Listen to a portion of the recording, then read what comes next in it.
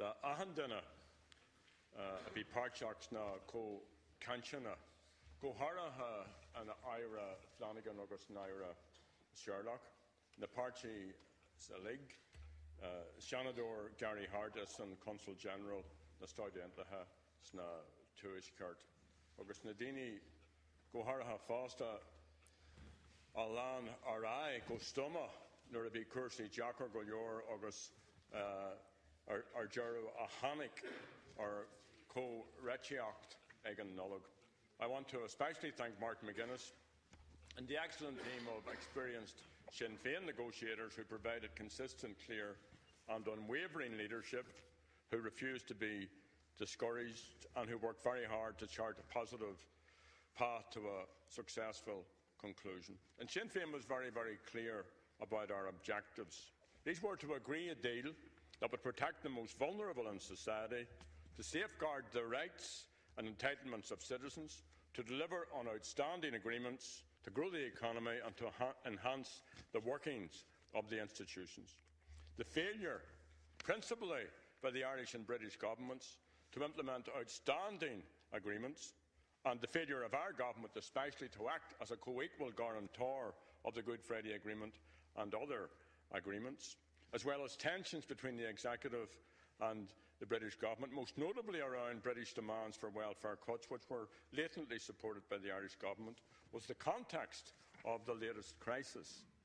And the ability of the five executive parties to defend frontline public services, to defend the poor, people with disabilities, the elderly and disadvantaged, and to create jobs was significantly undermined by British Tory demands for welfare cuts, as well as by the £1.5 billion cut to the block grants since 2011.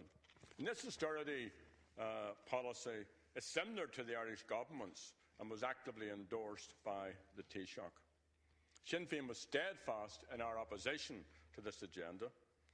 The British government's failure to honour its commitments made in the Good Friday and other agreements, such as the inquiry into the murder of Pat Finucane, was another important factor in the crisis. The London government's refusal to back the Haas proposals to deal with the vexed issues of identity, parading and the legacy of the past had only succeeded in emboldening unionist hostility to the power-sharing arrangements. And there's never any real incentive for political unionism to move forward in a consistent and progressive way if a British or an Irish government is not giving clear and unambiguous leadership and implementing commitments. It took between 18 months and 2 years for Sinn Féin to persuade the two governments to be part of a talks process.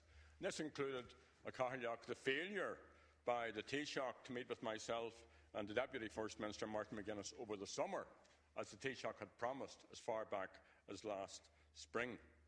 So by the time the Taoiseach and the British Prime Minister and the Taoiseach arrived in Belfast on December the 11th, there was no great optimism that progress could be achieved.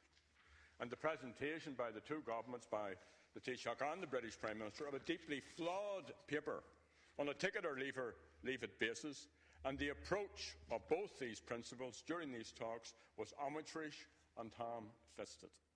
And the departure of Mr Cameron and Seach Kenny 24 hours later led many to believe that the negotiations were over and that the political institutions were on a real risk of collapsing. And the intervention amounted to little more than a charade. It was not, in my humble opinion, a serious endeavour. The paper from the Irish government and from Mr Cameron sought to nationalise austerity, with the Irish government supporting British Tory efforts to hurt the most vulnerable citizens in the north. Niro act na Gaeilge, Niro Billa Cearta, Lucha, sa Popper, a Corshade, Isteach na Canchana.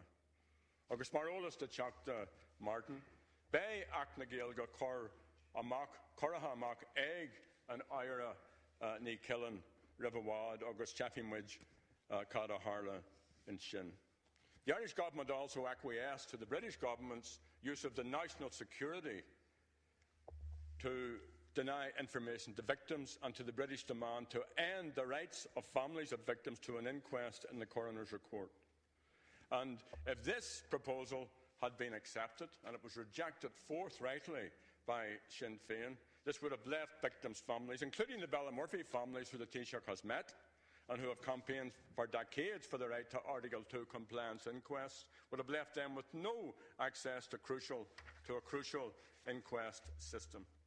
And without consulting victims' families, and contrary to these families' wishes, the government signed up to ending this system. And this is totally at odds with the Taoiseach's promise in here to seek an all-party Oireachtas motion, which he's never brought forward, to support the Ballymurphy families. Nor was there any guarantee in the paper tabled initially by the two governments that the Dublin and Monaghan bombings, again the subject of another Oireachtas all-party motion, whether this would be considered under the proposed civil inquisitorial process under the new Historical Investigations Unit. So on December the 12th, David Cameron returned to London and the Taoiseach returned to Dublin, leaving the process in a worse state than it was in when they arrived. The spin from the government at that point was that over £1 billion was available. This was the best deal possible. And that quickly evaporated under scrutiny. As one British journalist put it, the British chequebook was, I quote, all stubs and no cheques.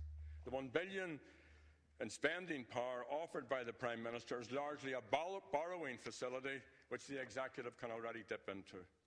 The Irish Government tried to sell this as a gain for the Executive, as something which we should be grateful for. In fact,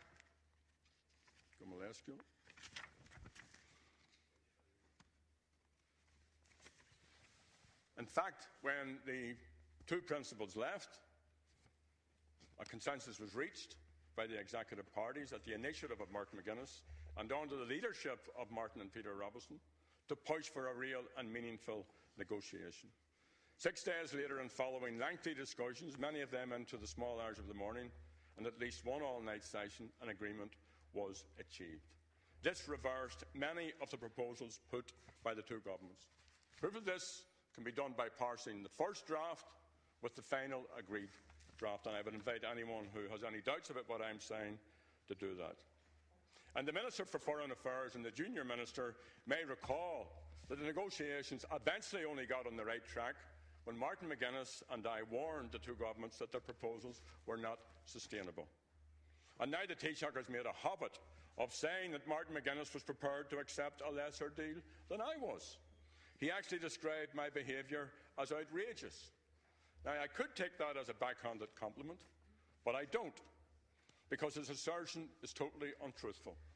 Martin McGuinness is as committed to all these issues as I am, and he described your remark as stupid. So why should a Taoiseach say such a thing?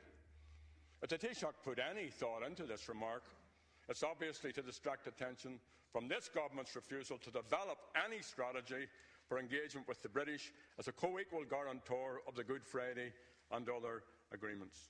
In fact, as someone who has dealt with every Irish government since Charlie Haughey's time, including another Fine Gael government, this administration, led by Mr Kenny, is the most efficient and inefficient and incompetent in dealing with the North.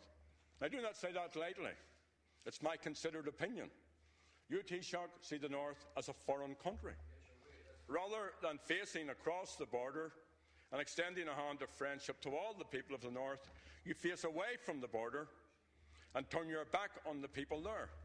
And I ask you to reflect seriously on what I am saying, and for you and your government to develop a strategy to fully implement the Good Friday Agreement and other agreements as you are obliged to do. So what was the outcome of our outrageous negotiation at comhréiteach? The total value of the British government's revised financial proposals amount now to almost £2 billion, double what was originally offered. This includes £650 million of new and additional funding, including up to £500 million over 10 years of new capital to support shared and integrated education. Crucially, Taoiseach, there will be no reductions in welfare payments under the control of the Executive. The new welfare protections are unique to the North and are in sharp contrast to the austerity-driven welfare system being rolled out in Britain or the austerity-driven focus of the government in Dublin. Now, anti-poverty, Anti-poverty measures will be funded. They will remain in place. On the wider political issues, significant progress was achieved. This included, and I described this, the two ministers will recall this, as an offensive negotiation by Sinn Féin, defending what had been gained previously and what was being diluted as a result of the ongoing process. So, the progress included the effort to close off access to inquests to families of victims of the conflict. That was defeated. Agus ghlaicí méid na gáil rialtas is stadish, agus más a brunú ar an ggéilge ag teach na ceart na teangacha, réidiúnacha na muin lacha ó cóirge na Horpa. Work has also commenced on the devolution of additional fiscal powers needed to grow the economy, and that is being progressed. A detailed proposal on a commission on flags, identity, culture and tradition was agreed, including its make-up and remit. Legislation on parades will be prepared with proper regard for fundamental rights protected by the European Convention of Human Rights. The Parades Commission remains in place, and these proposals are all, in my view, Haas-proofed.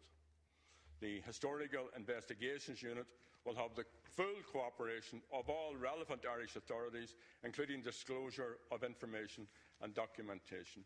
And important changes to the working arrangements of the Assembly and the Executive were also agreed. Of course, the Stormont House Agreement, like all previous agreements, is only as good as the determination on the parts of those involved to implement it. So it's another key staging post in the peace process. But the priority now needs to be on implementation. Thus far, as I've said earlier, the involvement of the two governments in the term of this government has been totally inadequate. I've commended Minister Sherlock and Minister Flanagan. It's still a matter of wonderment for me what the Taoiseach was doing there. I still haven't figured that out. Of course, you have the right to be there, and I welcome you, but I still haven't figured out your role, because you said nothing in my presence during any of the talks that we were with together. Now, I would urge the government to accept that the success and the stability of the peace and political process in the North and the All-Ireland institutions are bigger and more important than any short-sighted, selfish electoral political agenda. The North is generally raised here in this chamber by the other parties in a way futile effort to score political points against Sinn Féin. Some of the progress that has been made has been the subject of some ill-informed and indeed some untruthful comment, including by the Taoiseach earlier today, the Taoiseach, and by the leader of Fianna Fáil. For example, there is a claim that the agreement will see redundancies in the public sector. Now, this may have been the intention of the proposals put by the governments initially, but let me be clear, there will be no compulsory redundancies. The Stormont House Agreement provides for a voluntary redundancy scheme for public sector workers who want it. The scale of the take-up will be driven by public sector workers, balanced with the need to maintain public services, because we will not make the mistake that the government made here and allow any scheme to undermine public services in pursuit of saving. Any scheme will be agreed in consultation with the trade union and the executive ministers. The peace process, let me remind all of you, is the most important political project on this island at this time. It needs to be nurtured, protected and enhanced. It must remain, not regardless of all the other priorities, but alongside all the other priorities, it must be at the top of the government's agenda. So I do welcome financial commitments, including the £25 million annually for the I-5 project. That will assist people in Tyrconnell as well as in Derry, Fermanagh and Tyrone. I welcome additional funding for reconciliation for the EU Peace and Inter-Egg programmes and the renewed commitment by the Government to Narrawater and the Ulster Canal. These are important developments, but we need to see delivery on them. There's also action, this is outside of what happened at Stormont House, for the Government on the extension of voting rights to citizens in the North in presidential elections. The Minister of Foreign Affairs, in another capacity, spoke at the Constitutional Convention in my presence in favour of that, and I think he was serious and genuine about that. But the decision by the government not to proceed on this recommendation by the Constitutional Convention is deeply disappointing and lets down many citizens in the North who are Irish citizens and who believe they should have a say in the election of the President of this island. Finally, let me say that the joint paper tabled by the Taoiseach and the British Prime Minister is not the paper agreed in the absence of the British Prime Minister and the Taoiseach at Stormont House. I very much welcome that. What you were putting forward was not sustainable and was entirely inadequate and in breach of your own obligations under the Good Friday Agreement. And I very much welcome the Stormont House Agreement. Let's work together on these matters for God's sake and for once, as opposed to trying to score political points on this very, very important issue.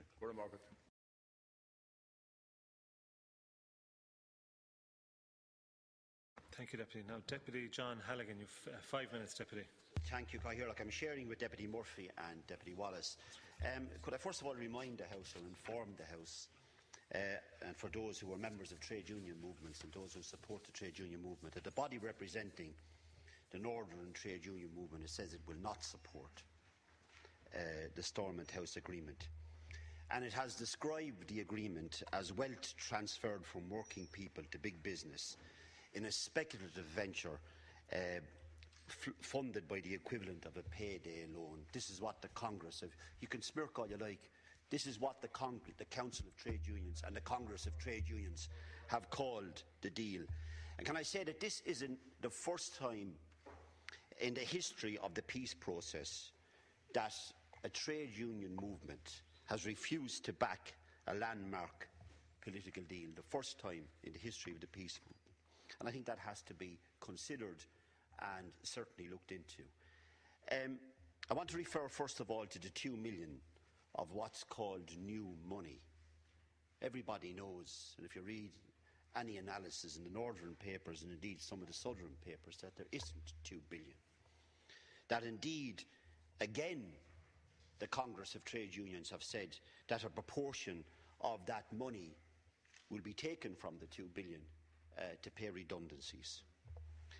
And having read the agreement, it is obvious to very many people and very many working people and to the trade union movement that the Tory government are forcing the Northern Ireland executive to take, as has been called, a payday loan cut in public services, which will result over a period of 4 years in the loss of about 20,000 jobs. And not all of these jobs will be voluntary. It will not be possible to get 20,000 voluntary jobs. Don't fool yourselves. Very many of them will just be lost and people will be sacked. And the savings from these losses will pay for a tax cut to big businesses in the reduction in the corporation tax. So thousands of jobs and millions of pounds will be taken out of the economy, never to return, because the spending power of these 20,000 jobs will have a detrimental effect, I believe, in the Northern Ireland economy. And all of these workers, remember, will face the definition of what the Tories call social welfare payments and how you're looked after in social welfare. And all you have to do is look at their intolerable attitude in the UK in general to people on low incomes and people on social welfare. How it has impoverished millions of its citizens in the UK with a tax on social welfare recipients and those less well off in society. And I don't believe for one moment that this will not happen to the very many hundreds of thousands of workers in Northern Ireland. And the little time I have left, I wanted to quote George Osborne, who said that this will rebalance the economy in Northern Ireland, will make a stronger private service and will boost employment. These are his quotes no later than yesterday. With 20,000 losses, this is going to boost employment. And can I say this, that George Osborne, Theresa Villiers, Sammy Wilson, three of the most right-wing politicians you can come across in Europe who would be anti-worker, anti-union, pro-austerity. V versus the ICTU. Under the circumstances, I'd believe the ICTU any day before I'd believe any of those three politicians. Again, now, Deputy Paul Murphy of 5 minutes. Deputy. Thank you. Once again, we are told that we have a monumental step forward, as the First Minister Peter Robinson put it. Deputy First Minister Martin McGuinness described it, this document, as astounding. US diplomat Megan O'Sullivan described it as a new era for Northern Ireland politics. In contrast to all of the empty bluff and bluster, this ad by the trade union movement, by ICTU in the north, says very accurately, this is a bad deal, fit only for a land of pound shops and food banks. Because despite the overblown rhetoric and spin, this is another agreement to disagree on contentious issues, but at the same time to implement a savage agenda of austerity that will create unemployment, that will destroy public services and will attack those who are currently unemployed. Patrick Murphy, columnist, described it well. The North is to be privatised, its past sanitised and its electorate anaesthetised. That appears to be a reasonable summary of what the Stormont parties agreed in their annual sleepover at Stormont. On the issues of flags and emblems, of contentious parades and dealing with the past, all that is agreed is new mechanisms to kick the can down the road.